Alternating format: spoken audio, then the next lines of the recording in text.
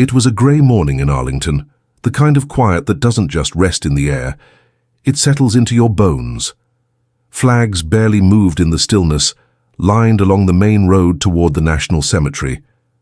Security was tight. The kind, so tight that doesn't blink. Scanners, credentials, guest lists verified twice. This wasn't just any ceremony. It was the state funeral of General Jonathan Ellsworth, a 4-star general who had once commanded entire divisions across the globe. Media vans were lined up half a mile down the hill. Military brass from all branches stood under the white canopy, their shoes polished like mirrors, their uniforms sharp enough to cut silence. And yet, the man who had walked 5 miles that morning wasn't on any list. He didn't wear stars on his shoulders. He didn't come with a convoy. He didn't even ask for permission to stand near the gate. But there he was, Arthur Bellamy, 82 years old, in a jacket too thin for fall, boots that had seen too many miles, and in his hand, a folded American flag, aged and yellowed, creased like a map of years long past. He didn't look like much. Just another old man, maybe a wandering vet, maybe someone confused, maybe neither. He stood quietly. No fanfare, no signs. He never approached the podium, never waved anyone down. He just stood there at the far edge of the entrance, next to the wrought iron fence like someone who belonged and didn't. No one noticed. No one, except for the young corporal manning the secondary checkpoint. "Sir," the corporal said, cautious but respectful, "this area is restricted. Do you have an ID or a guest pass?" Arthur looked up slowly. His eyes were a faded green clouded around the edges but clear beneath. "No," he replied, "I'm not on the list." The corporal hesitated. "Are you with the family? Military? Press?" Arthur shook his head. "I came to say goodbye." The words hung in the air. The corporal looked over his shoulder toward the growing crowd and then back at Arthur. He saw the flag in his hand. It wasn't regulation issue. No triangle fold, no perfect edges, just an old personal one, probably folded by hand years ago and never unfolded since. "Sir, I'm afraid I can't," he started, but Arthur was already stepping back. "That's all right," he said quietly. "I'll stay here." He didn't protest, didn't push. He just moved to the corner of the fence, leaned slightly against the post and stood, for a long time, in silence. Inside the gates, the program was beginning. Bagpipes warmed up softly in the background. A hush fell over the canopy as General Ellsworth's casket arrived, flag draped perfect, flanked by 6 honor guards. 4-star generals lined the front row. Senators sat behind them. The Secretary of Defense was already seated, sunglasses on, chin lowered. They called it a full honors funeral. Horse-drawn caisson, 21-gun salute. Everything a man of Ellsworth's rank deserved, but there was one man who wasn't supposed to be there, and yet had more reason than anyone. That man was standing alone outside the fence. Now here's something most people never find out. 33 years earlier, in a jungle none of those attendees had ever set foot in, Jonathan Ellsworth had been a young major pinned under enemy fire. And the man who carried him out under mortar rounds, alone without backup, was a soldier named Arthur Bellamy, Delta Force. Panama, 1989. That mission had gone unrecorded, classified, no medals, no newspaper clippings, just silence. And Arthur, to never told a soul. He had disappeared not long after his discharge, changed states, changed jobs, lived in quiet, worked as a janitor at a small elementary school in rural Minnesota, kept to himself. No one there even knew he had served. But Ellsworth never forgot. He wrote letters, tried to track him, set up a quiet search team after making general. Nothing. Until now, because in his final request, left sealed in a private letter to General Michael Landers, one of his closest protégés, Ellsworth wrote only one line. "If Arthur Bellamy ever shows up, stop everything." And so when Landers glanced out the tent and spotted the man by the gate, that small faded figure holding a folded flag in the rain, he froze. Then he stood. And then everything stopped. Let's pause here, because I want to talk to you. Yes, you watching this, about what it means to be forgotten, about the kind of men and women who live entire lives under the radar. They don't wear medals on their jackets or tell stories at the VFW or ask for applause. They just show up where it matters. Sometimes they sweep gym floors or deliver mail or sit quietly at the back of a church service. You wouldn't know their name. You wouldn't guess their past. But they carry something the world too often misplaces: dignity in silence. Arthur Bellamy wasn't there for recognition. He wasn't there for closure. He was there because men like him keep their promises, even when no one's looking. And in part 2, I'll tell you exactly what happened when General Landers stepped out of the tent, not as a commander, not as a politician, but as a man honoring a debt.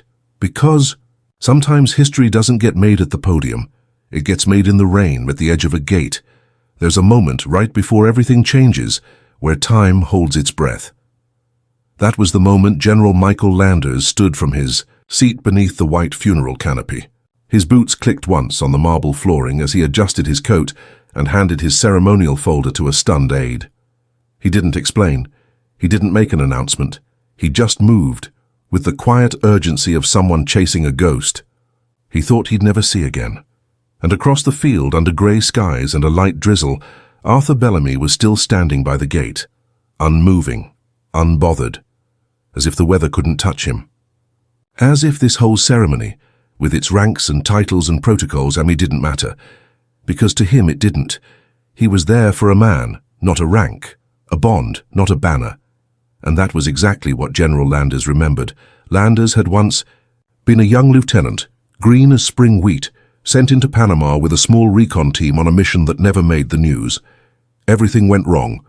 What was supposed to be a 2-day extraction turned into a 4-day firefight in the jungle. Communications down, supplies burned, nightfall swarming with enemy patrols, and right when it looked like they were going to lose everything, a single man appeared out of the brush, silent, camouflaged, unmarked.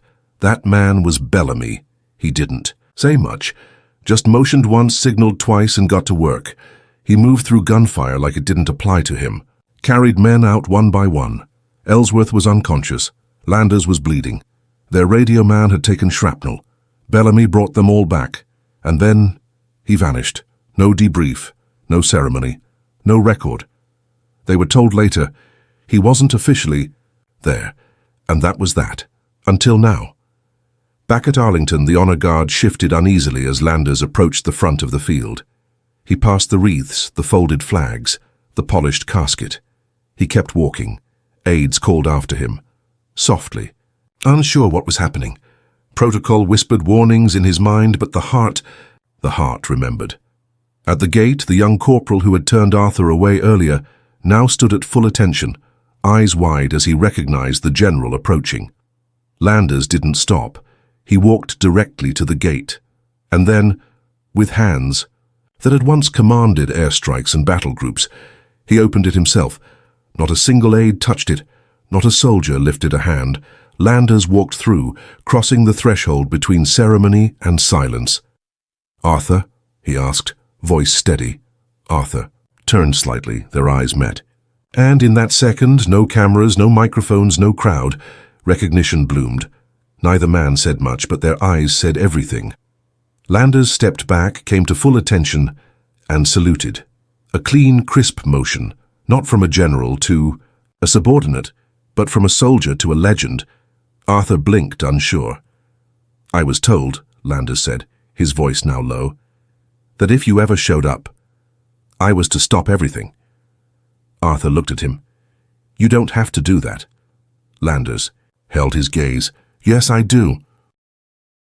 At that moment, something shifted across the field. The guests under the funeral canopy noticed the general was gone. Eyes turned. Whispers fluttered through the crowd like wind in tall grass. One of the officers, a colonel, rose slightly, peering toward the gate. "What's going on?" someone asked. Then they saw it. The salute, the gate, the old man in the worn jacket, and just like that, a stillness fell. Landers motioned to his aide, who stepped forward carrying a polished wooden box. He held it with 2 hands, reverently, as if carrying the bones of history itself. "This is for you," Landers said. Arthur hesitated. His fingers trembled slightly as he reached out. inside the box. The ashes of General Jonathan Ellsworth. Landers stepped back and repeated the words written in Ellsworth's will. "Only the man who saved my life can bring me home." Arthur held the box for a moment. No one moved, not the security guards, not the press, not the officers, because sometimes silence is louder than trumpets. Now here's the thing, we live in a world where stories like this slip through cracks, where medals get lost, where names go unspoken, where those who gave everything walk among us without fanfare. Arthur Bellamy didn't ask for this moment. He didn't even want it, but it found him. Because some debts are too sacred to forget, and when General Landers stepped aside, he didn't just make space on the platform. He made space in history. The walk back across the grass was slow, deliberate, and as Arthur Bellamy crossed through the open gate, holding the remains of the man he once carried through fire, soldiers began to rise. First one, then another, then a line of them, Marines, Navy, Army, Air Force, went standing at attention, not for a general, but for a man they didn't know, because someone remembered. And that memory, that sacred act of saying, "We see you, we know what you did," that changes everything. There are walks in life you don't prepare for, not because they're difficult, but because they're sacred.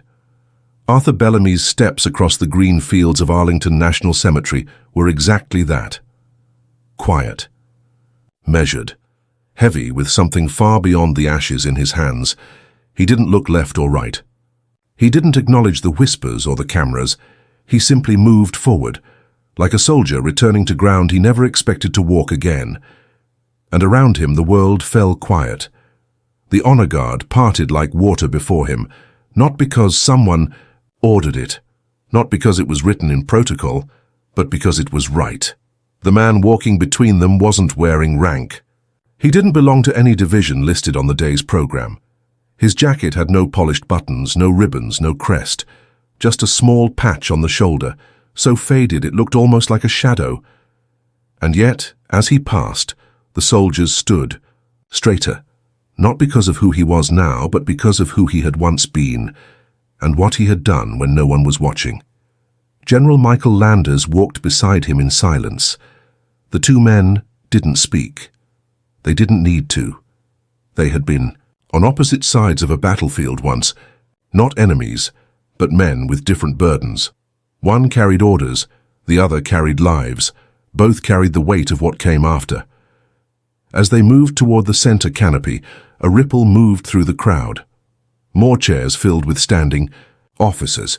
Veterans in civilian clothes lifted their hats. Some wiped at their eyes. A few whispered, "Is that him?" But most just watched and stood. By the time Arthur reached the front row, the casket of General Jonathan Ellsworth had not yet been placed. His urn had remained with the aide until now. Arthur placed the polished wooden box, the same one he had received just minutes earlier, on the center pedestal above the folded American flag, not because it was required, but because it was earned.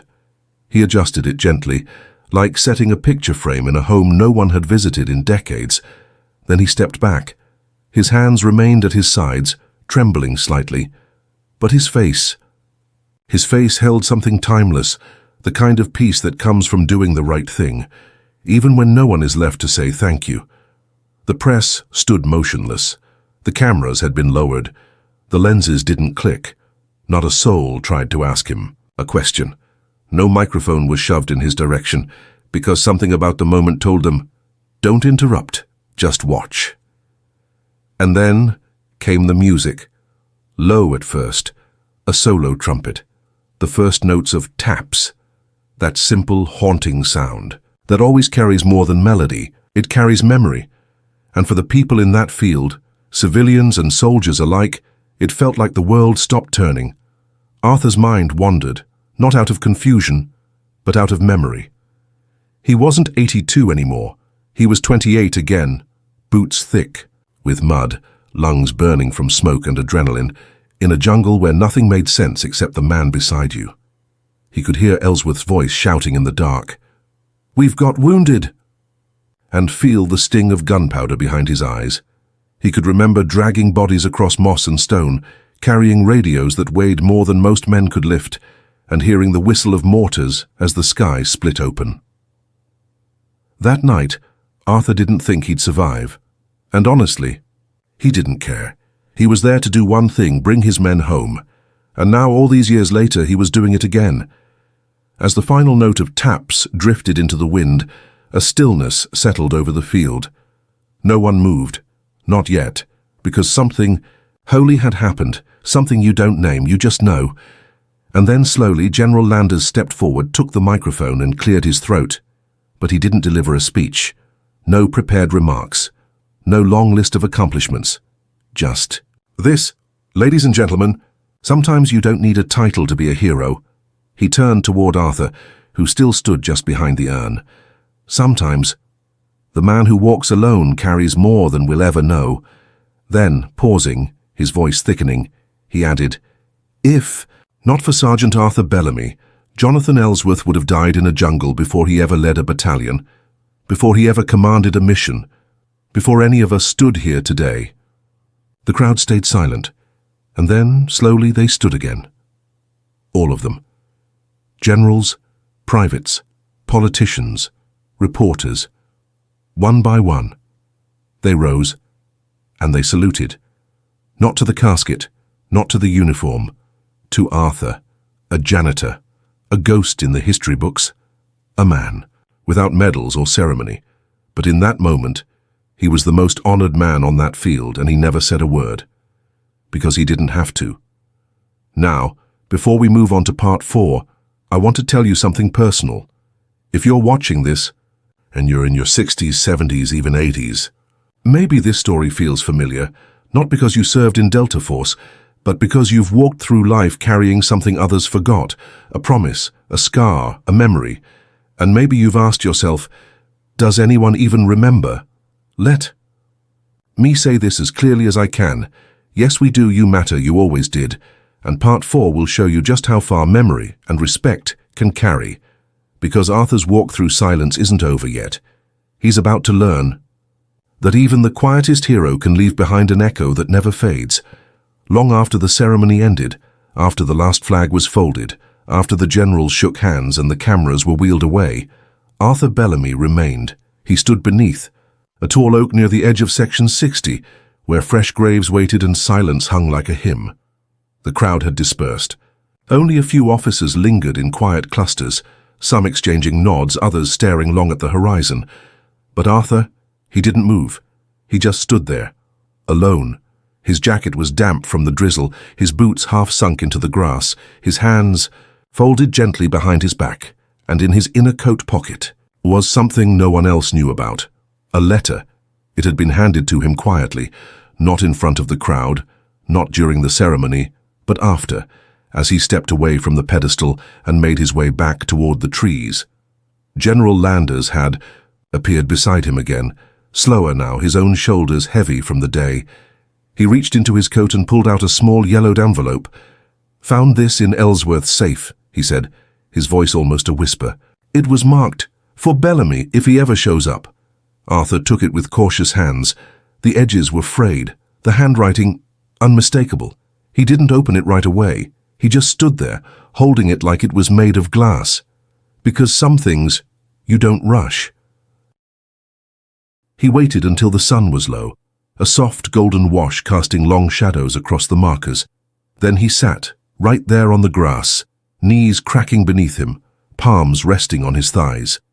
He placed the letter gently in his lap, took a breath, and opened it. Only one paragraph. Just a few lines, but lines that sounded like they had taken decades to write. "Frank, you never let me thank you." "Not really. You saved my life and disappeared like it didn't matter, but it did. To me, you're the only debt I carried that no medal, no command, no ceremony could repay. You let me live long enough to serve, to lead, to die at peace. And if there's any justice in this world, one day they'll say my name next to yours. Maybe then I'll finally feel worthy. Your friend." John Arthur didn't cry. He didn't speak. He simply folded the letter again with trembling fingers, slid it back into the envelope and tucked it back into his pocket, over the heart that had carried far too much for far too long. And as he sat there, This man with a forgotten name in a sea of polished stones. Someone else approached. Not a general, not a reporter, not a family member, just a young soldier. No older than 22. Polished boots, clean buzzcut, clipboard in hand, he looked nervous. "Sir?" he asked carefully. "I noticed you weren't on today's roster. Are you press?" Arthur looked up, shook his head. "Family?" The young man offered. Arthur said nothing. The silence stretched. Then, calmly, like brushing dust off memory, Arthur replied, "3rd Recon, Delta, Panama." 89. The soldier blinked. That wasn't on his list. I'm sorry, sir. I'll check with my CO. Arthur just nodded. He wasn't trying to prove anything. He was just present. But the exchange hadn't gone unnoticed. A captain nearby had seen it. Mid-40s, sharp posture, bronze star on his chest. The moment he heard Panama, his face changed. Recognition flickered in his eyes. He didn't ask questions. He walked, briskly and quietly, back toward the command tent. And 10 minutes later, something rippled across the cemetery. Not loudly, not obviously, but those who'd been around long enough recognized it. A shift in attention. The highest-ranking officials adjusted their collars. Security teams whispered into radios. And then General Andrew Price emerged, not from the back, not flanked by guards. Just him, alone. Price didn't walk toward the press. He didn't glance at the podium. He didn't look at the cameras. He walked toward Arthur Bellamy, across the full length of the green, past stunned guests, past high brass and lawmakers, through the parting silence like Moses through water. And when he reached Arthur, he stopped. No one spoke. No one breathed. The only sound was wind and the faint creak of leather gloves as Price removed his own and saluted. A crisp, steady, full salute. To a man in a faded coat. To a man who had carried him out of darkness. 54 years ago, Sergeant Bellamy, he said, his voice tight. I told John I'd find you. Arthur stood slowly. They were eye to eye now. Not a general and a janitor, but two men who had once fought for the same breath in a jungle the world forgot. He never stopped looking, Price added. And when he knew time was short, he gave me one last instruction. He gestured to a young aide who stepped forward, carrying a second wooden box. This one bore an engraving, Jonathan Ellsworth, 1940-2023. He brought him here, Price said, but only you can take him home. Arthur looked at the box. His hand reached out, slow and steady, and received the weight once more. It didn't matter how many years had passed, the mission was never finished, and now it was his again. The next morning the roads were quieter. No motorcade, no press vans, no flags waving from overpasses. Just an old dark blue pickup truck crawling along a 2-lane highway in Southern Virginia, the kind of road where time slows down, and the trees lean in like they're listening to your memories. Behind the wheel sat Arthur Bellamy.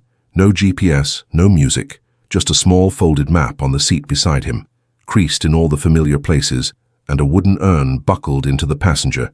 Side with a frayed army issue strap from 1968. It wasn't protocol, it wasn't ceremony, but it was homecoming. Arthur didn't talk much on that drive, but every so often he'd glance at the box beside him like checking on an old friend asleep. In the passenger seat. You hated roads like this, he muttered once, the truck bumping over a pothole. Said they rattled your teeth worse than jump school. He smiled, just barely. The kind of smile that comes from remembering the best parts without letting the worst ruin them. The kind of smile that survivors carry, and Arthur had survived. More than most. He pulled into a small town just past noon. No one noticed. Just another truck. Just another grey-haired man in a ball cap that didn't match his coat. He stopped by a diner, not for food, but for the bathroom. And as he walked in, carrying the urn carefully inside a soft duffel bag, a waitress in her 30s looked up from the register. She nodded politely, offered him coffee on the house. He declined. She asked where he was headed. Arthur paused, then said, "Back. To where it started." She tilted her head. "You mean home?" Arthur looked out the window. "Not mine," he said. "His." Back on the road, the silence deepened. Not the awkward kind, the holy kind. The kind that comes when you're doing something that matters. Not for yourself, but for someone who can't do it anymore. By late afternoon, the truck climbed a long, gravel hill overlooking a field that hadn't changed in 50 years. It used to be a training site. Now it was just grass, grown wild around a few rusted fences, and a concrete foundation that once held barracks. Arthur parked at the top and stepped out. He didn't say much. He didn't need to. He walked to the edge of the overlook, carrying the urn in both hands like it was filled with the weight of all those years. And then he knelt. Slowly, deliberately, carefully placing the urn on the grass beside a hand-carved stone marker. There were no crowds, no flags, just Arthur and Ellsworth. He pulled something from his coat, a small incense stick, homemade, wrapped in wax paper, lit it, let the smoke curl into the early evening air. Then, in the quietest voice, barely more than a breath, he said, "Told you I'd make it." A pause. "Still hate flowers, huh?" He chuckled, and for a moment, a flicker, the weight seemed to lift, not vanish, but soften. Then he bowed his head, rested one hand gently on the urn, and whispered, "Rest easy, kid." And just like that, the promise was kept. Later that night, Arthur sat on the porch of a cabin nearby, one Ellsworth had bought years ago but never used. It was simple, a tin roof, a wooden swing, a cracked window that still hadn't been fixed since '91, but it was peaceful. Arthur poured himself a cup of hot water, didn't bother with tea, and sat watching the stars come out. Somewhere deep in the trees, an owl called once. He listened, and for the first time in decades he wasn't listening for danger. He was just listening. And then a car pulled up. Not loudly, not urgently, just the steady crunch of gravel under tires. Arthur didn't flinch. Just watched as the headlights cut off and General Price stepped out, now in a simple black overcoat. No medals, no gloves. Just him. He carried a small envelope, walked slowly up the path, and when he reached Arthur, he offered it with both hands. "It's not much," he said, "but he wanted you to have it." Arthur took it carefully, glancing at the handwriting. It wasn't Ellsworth's, it was his own, from a mission log dated December 1989. "We found it in a footlocker," Price said. "Your words, your handwriting." He kept it. Arthur opened the envelope. Inside was a page torn from an old field notebook, scrawled in shorthand and faded ink. It read, "1 casualty, 2 wounded, package secured, 0400 hours, extraction complete. Mission success, Sergeant Bellamy, out." Arthur stared at it for a long time. Then he folded it, slid it into his chest pocket and looked up. "That's all it was to me." Price nodded. And to him, it was everything. Arthur didn't tell anyone he was coming back. No announcements, no interviews, no hero's welcome. He simply drove home, quietly, to a small town in Minnesota, where the streets knew his name only as Mr. Bellamy, the janitor. By the time he pulled into his gravel driveway, the snow had just begun to fall. Soft early-season flakes dusted the porch like powdered sugar.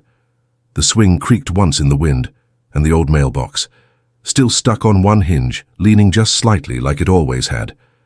He parked the truck, turned off the engine, and for a long moment, he didn't move, because something felt different now. Not outside, inside.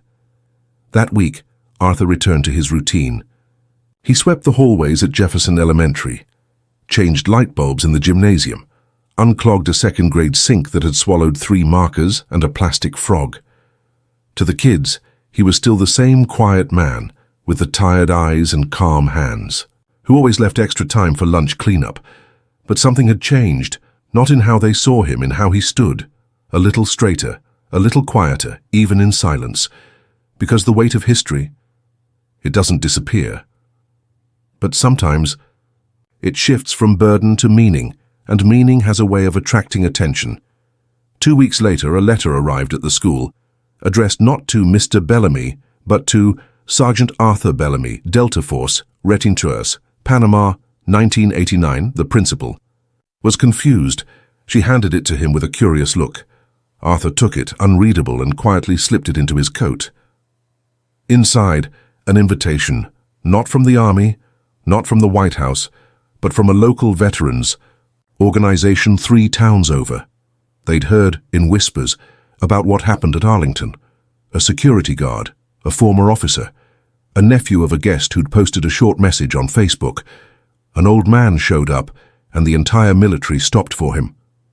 He must have been someone. That was all it took, because when memory returns, it spreads. Arthur declined the first invite, and the second. He wasn't looking for attention. But then came a third letter, hand-delivered this time, from a boy No. Older than 10, written in pencil. Blocky, uneven letters, but clear enough. Mr. Bellamy, my grandpa said you were in a war. My mom showed me the video. I just wanted to say thank you for saving your friend. When I grow up, I want to be brave. Like you. Your friend, Tyler. Arthur sat on his porch reading that note long after the sun went down, and that night, for the first time since the funeral, he lit another stick of incense. Not for Ellsworth. For all of them. The men who never made it back. The bees, ones without names on markers or medals on mantles, and then quietly he said, "If the story's out, I better make sure it's told right." By spring, whispers became headlines. A local paper ran a story. The janitor who carried a general, then a national outlet, followed up. Then the Pentagon called, not to award him anything. Arthur declined that, but to ask his permission to honor Ellsworth properly, not just as a general, but as a man who never forgot the one who saved him. Arthur agreed on one condition. Put his name next to mine, not above it. They honored the request, and a memorial project was born. It wasn't flashy, it wasn't political, it was something else, a place, a space, a home for healing. The Bellamy Ellsworth Center broke ground the following year just outside of Arlington, not on the cemetery grounds, but nearby on a quiet stretch of land where families could visit, where veterans could rest, where kids could learn the stories not found in textbooks, counseling rooms, rehabilitation wings, a woodworking shop, and a quiet memorial garden filled with stones, each bearing the name of a man or woman whose story had been lost until now. At the ribbon-cutting ceremony, officials gathered. Reporters waited. Veterans stood in folding chairs, some with canes, some in wheelchairs. But Arthur, he wasn't on the stage. He stood at the back, hands folded behind his coat, wearing the same jacket from that cold morning at Arlington. No medals, no hat, just him, watching. When the crowd turned to applaud, he gave a small nod. Nothing more, because to him, the applause wasn't for him. It was for what they all carried. And finally, someone had built a place to set that weight down. That night, after the crowd thinned and the speeches faded, General Price found Arthur standing alone in the memorial garden. Neither man spoke at first. They just stood together, two silhouettes in the soft light under the whispering trees. Then Price broke the silence. "You said you didn't want a building." Arthur chuckled softly. "Still don't." Price smiled. "Good. Because this isn't a building." Arthur raised an eyebrow. "What is it then?" Price looked around, and at the names, the flags, the fading sunlight. "It's a thank you, etched in stone." Arthur didn't reply. He didn't need to, because sometimes, when the right things are remembered, silence says more than applause ever could. Arthur Bellamy never called himself a hero, not once. He didn't say much at all. Really, if you passed him on the street, you might not even notice him. Same ball cap, same beat-up coat, same old boots. But after the opening of the Bellamy Ellsworth Center, something began to shift. Not in him, but around him. People noticed. The way the kids at school watched him now. Not with curiosity, but with respect. They didn't ask for war stories. They didn't need to, because the story had already found its way into homes across the country.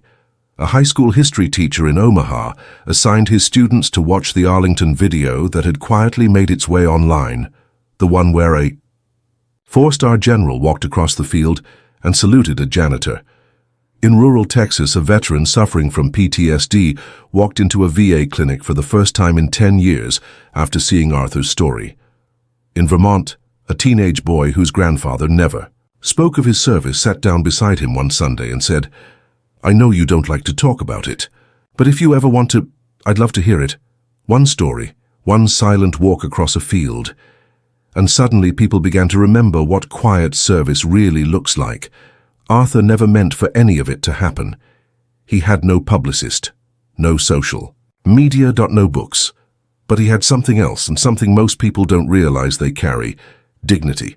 Not the loud kind. Not the kind that fills auditoriums or trends online, but the kind that builds men and raises generations and reminds us who we are, long after the dust has settled and the songs have stopped playing. That kind of dignity, it doesn't fade. It echoes. 6 months after the center opened, Arthur was invited to speak at a private event for young cadets at West Point. He declined twice. Said, "I'm not a speaker. I sweep cafeterias." But then a letter came, not from a general, not from an officer, but from a cadet. "Dear Mr. Bellamy, I've been struggling to find what kind of leader I want to be. I've seen the medals, the ranks, the salutes, but I still felt lost. Then I heard your story. You didn't chase rank, you didn't chase credit. You showed up when it mattered. That's the kind of leader I want to become. Please come speak, just once, we'll listen." Cadet Michael Brennan, class of 2026, Arthur folded the letter 3 times, slid it into his coat, and said, "Yes, when." He stepped onto the modest platform inside the hall. It was just after dinner. No cameras, no reporters, just 200 young cadets sitting up straighter than usual. Arthur didn't speak long. He didn't have a speech, just a story. And this is what he told them: "I was never supposed to be there.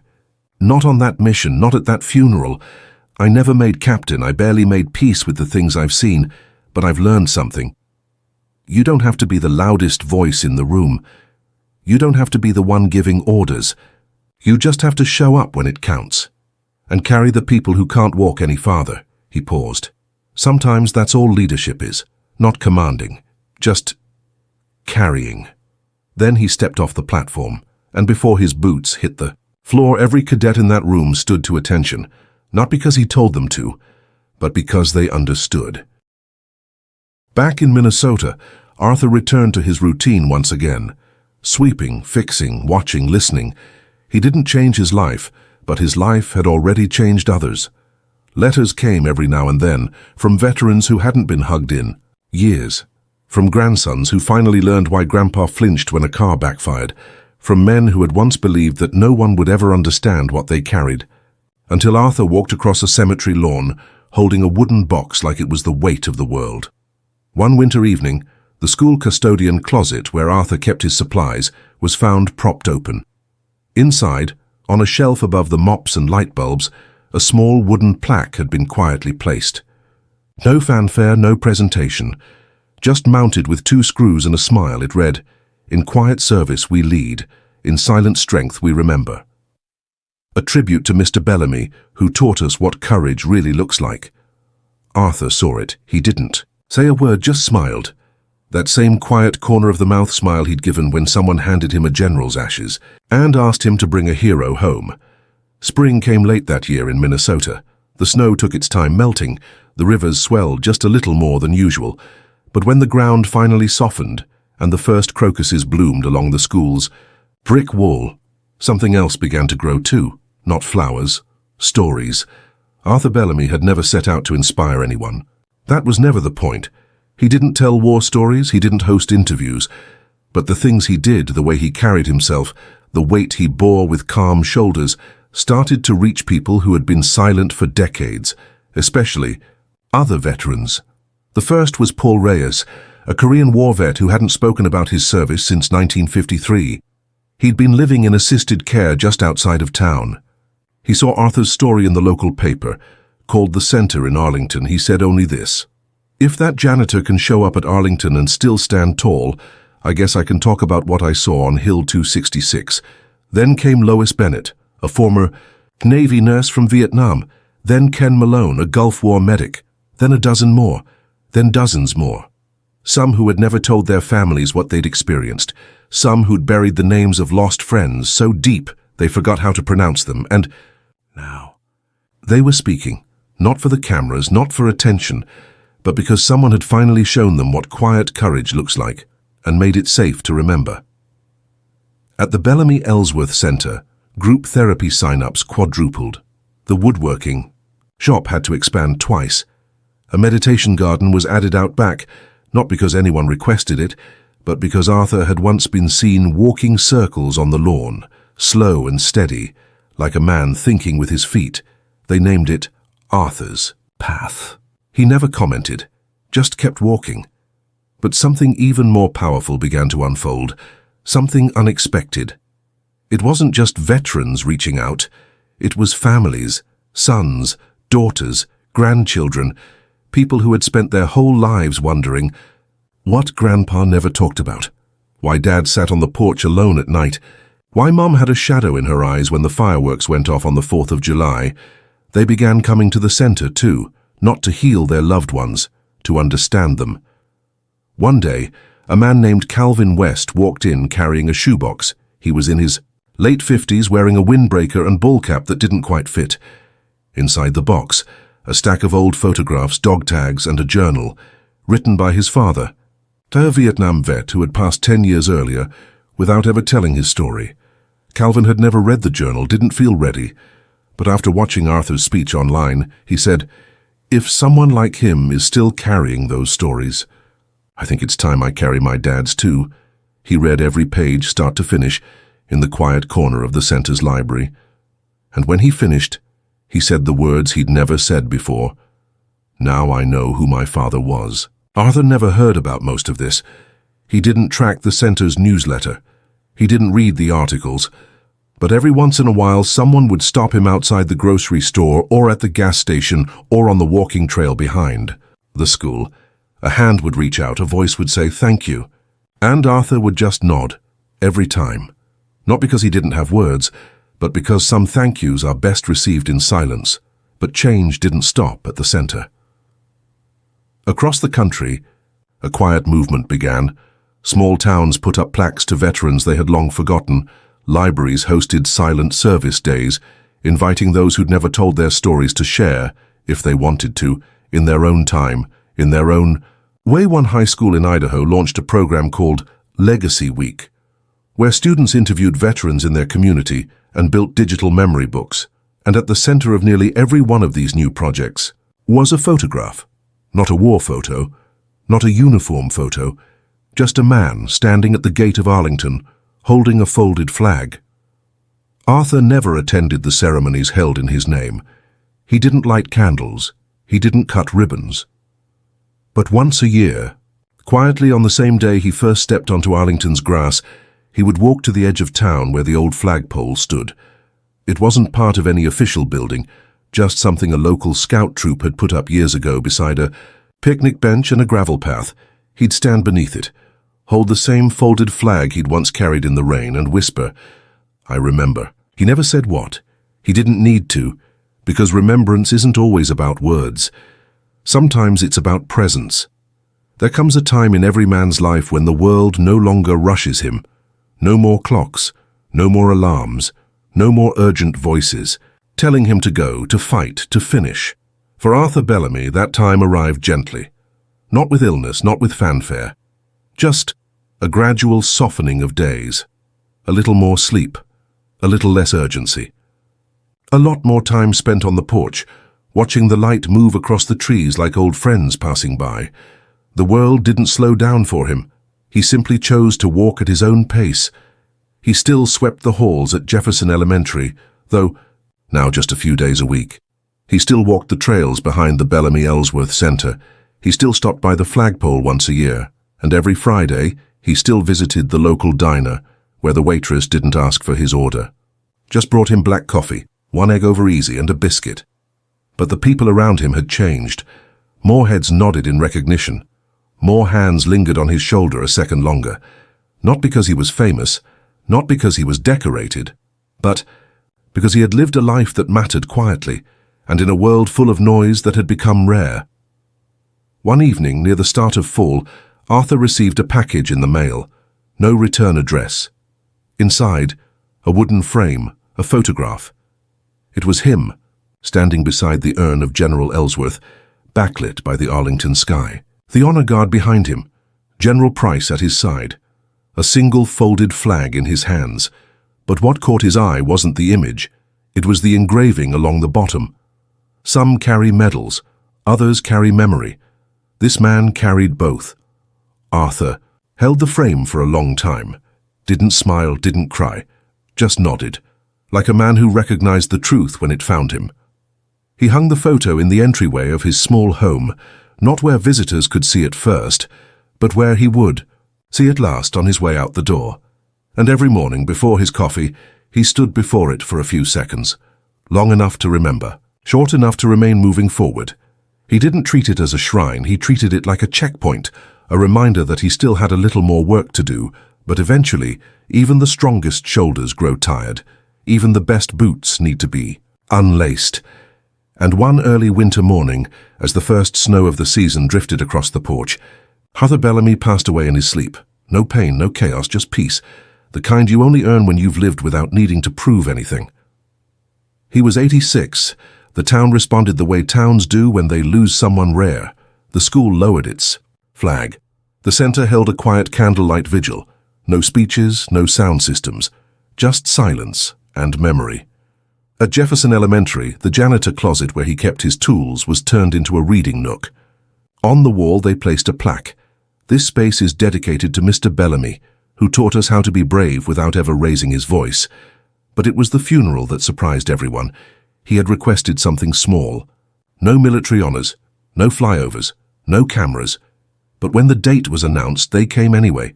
Veterans from 5 wars, cadets from West Point, families of the men Arthur had never spoken about, but whose lives he had saved. Even General Andrew Price flew in, not in uniform, but in a plain grey suit carrying a single lily. They didn't bury Arthur with Ellsworth. That wasn't his wish. Instead, they buried him on a quiet ridge near the back of the center, beneath a tall white oak tree. No marble headstone, just a flat, weathered bronze plate that read, Arthur Bellamy, 1937, 2023. He walked the quiet road, so others could come home. And in the weeks that followed, people began visiting, not out of obligation, but because they felt called. Some came with flowers, others brought journals, some brought nothing but silence.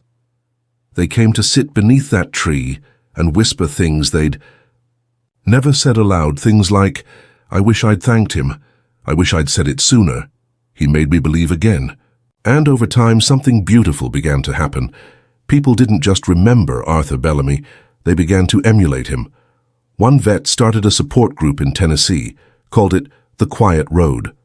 A former Marine opened a free carpentry workshop for disabled vets in Detroit, named it Arthur's Bench. A school janitor in Oregon began writing anonymous notes of encouragement to kids and signed them simply AB.